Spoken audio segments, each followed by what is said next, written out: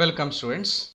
In the last class we have learned about the numerical problems on single phase core type transformer, that is to find the no load current of single phase core type transformer as well as no load current of three phase core type transformer. So we have already solved two numerical problems. So let us consider the third problem, that is a 6600 volt 60 hertz single phase transformer has a core of sheet steel. The net iron cross-sectional area is 22.6 into 10 to the power minus 3 meter square. The mean length is 2.23 meter and there are 4 lap joints. Each lap joint takes 1 by 4 times as much reactive MMF as is required per meter of the core. If maximum flux density is 1 Weber per meter square, determine A, the number of turns on the 6600 volt winding, and second one is the no load current. So you have to find the no load current. So once again, if you see the question, so the voltage is given, that is 6600 volt single phase 60 hertz transformer. So it is made up of, core is made up of sheet steel. Net iron cross sectional area, that is AI, is 22.6 into 10 to the power minus 3 meter square. So the mean length, that is Li, is given, that is 2.23 meter, and there are 4 lap joints. So the core and yoke are joined in a 4 lap type joints. Each lap joint takes 1 by 4 times as much as reactive MMF which is required per meter of core, correct. When the flux density, maximum flux density is 1 Weber per meter square, calculate the number of turns on the 6600 volt winding and no load current. So again it is given that assume amplitude factor is 1.52 and that for given flux density. So the amplitude factor is given as 1.52 for that of given flux density. MMF per meter is 232 amps per meter and specific loss is 1.76 watt per kg. So this is also the given data, and specific gravity of plates is given as 7.5. So these are all the given data, correct. Now first we have to find the number of turns on 6600 volt winding. So number of turns we can calculate, that is T is equal to E divided by, that is EMF equation. So T equal to E divided by 4.44 F into Bm into AI, correct. So maximum flux density into net iron cross sectional area. So E is 6600. So divided by 4.44 into 50, that is F.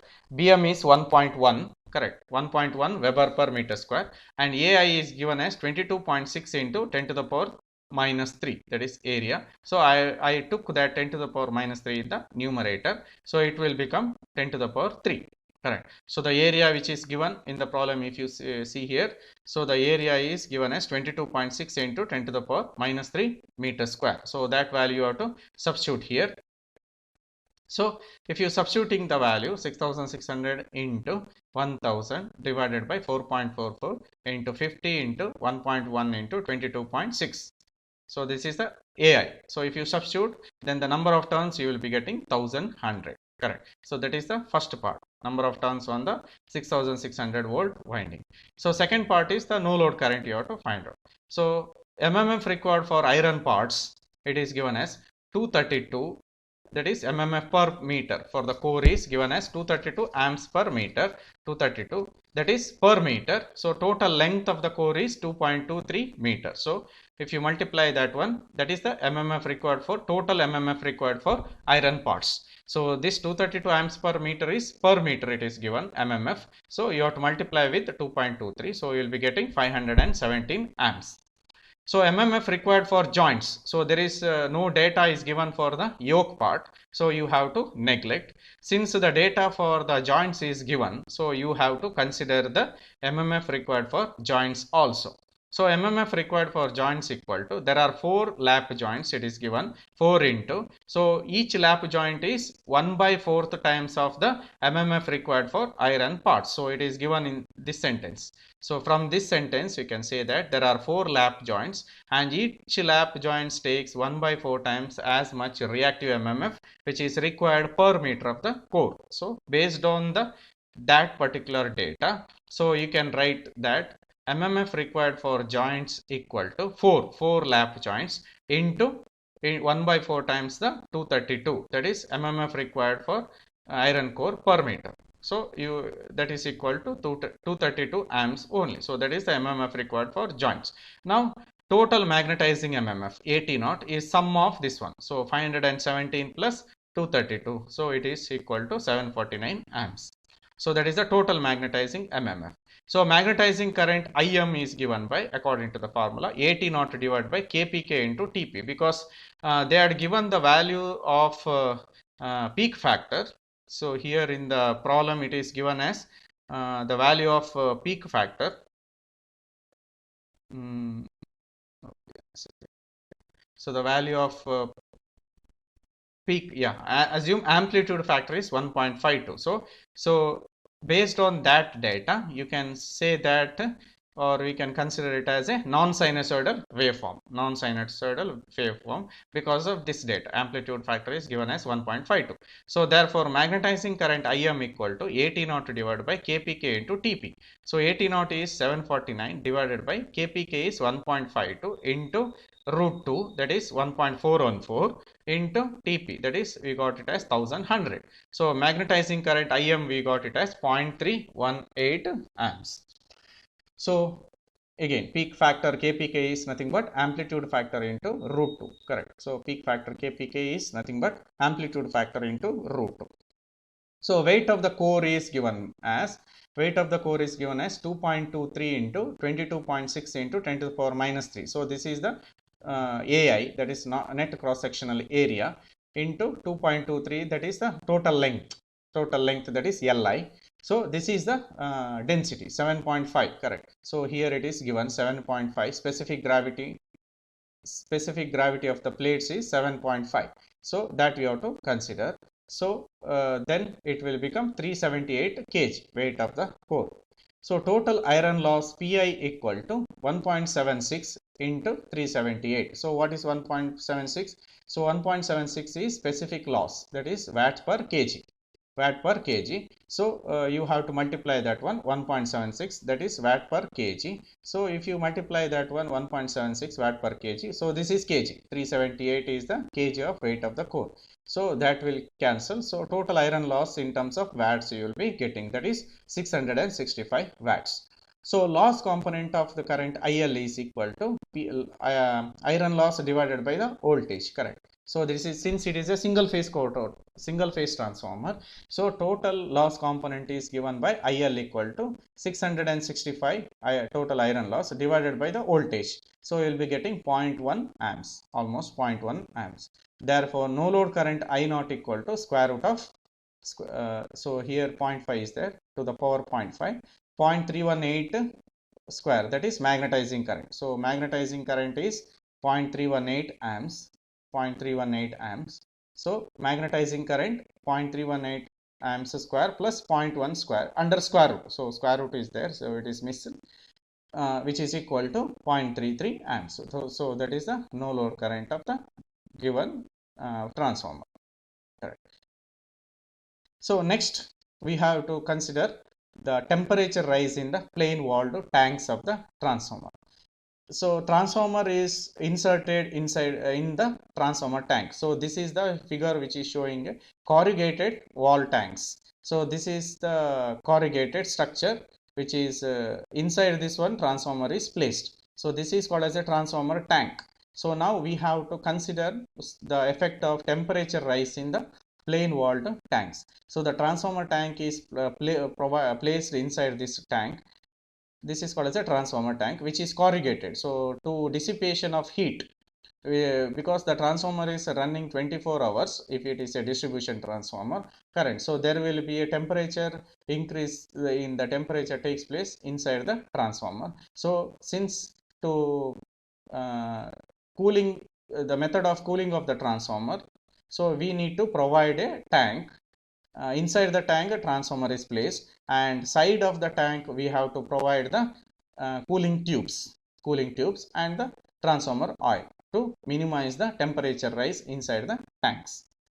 So the transformer core and winding assembly is placed inside a container which is called as a tank. The transformer core and windings together totally it is assembly is placed inside a container, so it is called as a tank. The walls of the tank dissipate heat by both radiation and convection. So there will be a heat dissipation takes place because the transformer is running continuously. So there will be heat dissipation takes place. So that heat dissipation is takes place with respect to the radiation and convection method. For a temperature rise of 40 degrees centigrade above the ambient temperature of 20 degrees centigrade. So outside temperature if it is 20 degrees centigrade, and inside temperature inside the tank if it is more than 40 degrees centigrade, the specific heat dissipation are as follows. So if the temperature inside the tank is, if it is above 40 degrees centigrade, and ambient temperature outside temperature is if it is more than 20 degrees centigrade, so we have to categorize the specific heat dissipation as follows. First one is specific heat dissipating due to radiation. So that is called as lambda radiation. So that we will be assuming it as 6 watt per meter square degree centigrade. For 1 degree centigrade, the specific heat dissipation due to radiation, radiation of the inside the tank, which is given by lambda rad, which is assuming it as 6 watts per meter degree centigrade. So specific heat dissipating due to convection method.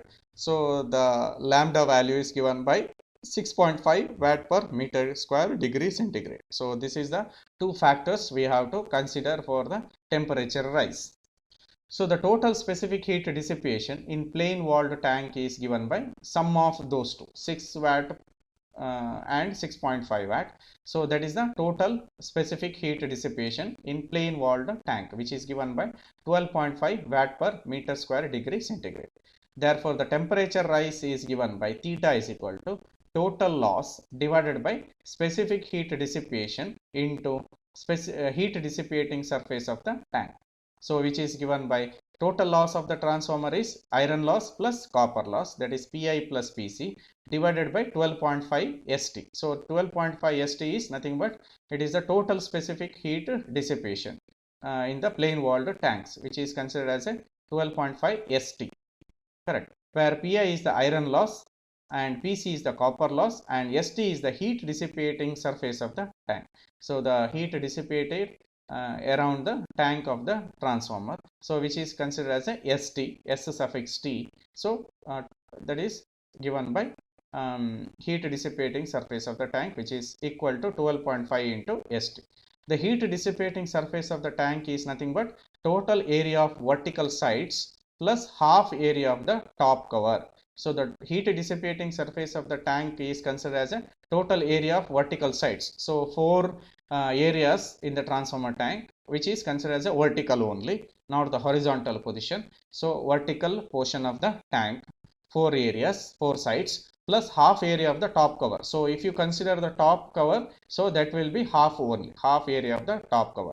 If the oil is in contact with the cover, if the transformer tank is filled with the oil, transformer oil, fully filled with the transformer oil, then if it is oil is contact with the cover, then if that transformer oil is contact with the upper cover of the transformer tank, so if it is not covered with the transformer oil, then it is heat dissipating surface of the tank is considered is only half area of the top cover. If the transformer tank is fully covered with the transformer oil till the upper cover, if the oil is in contact with the cover, then the heat dissipating surface of the tank is equal to total area of vertical sides plus full area of the top cover. So if the oil is inserted, transformer is inserted with the transformer oil fully, then the total heat dissipating surface of the tank is considered as a total area of the vertical sides plus full area of the top cover. If it is not connected with the oil, then it is only the half area of the top cover. So the area of the bottom of the tank should be neglected as it has very little cooling effect. So we are not considering the bottom area of the transformer tank because there is less effect on the cooling surface, cooling effect, because oil is continuously circulating. So the bottom of the tank will be less cooled when compared to sides and the top side of the transformer tank. Transformer rated for larger outputs must be provided with means to improve the condition of heat dissipation. This may be achieved by providing corrugations. The transformer which is rated, high rated transformers are provided with the corrugation. So corrugation is this one. So this is the shape of corrugations you can say to cool the transformer which is placed inside this transformer tank. So there will be corrugations are provided to make the transformer cool. Correct. And what cooling tubes are also provided. So corrugations also provided, cooling tubes and also provided, and radiators are provided for cooling of the transformer. But we will consider in this particular example by providing the cooling tubes inside the transformer. What will be the effect of temperature rise? So next we have to see the design of tank with the cooling tubes. So that we'll consider in the next video. Thank you.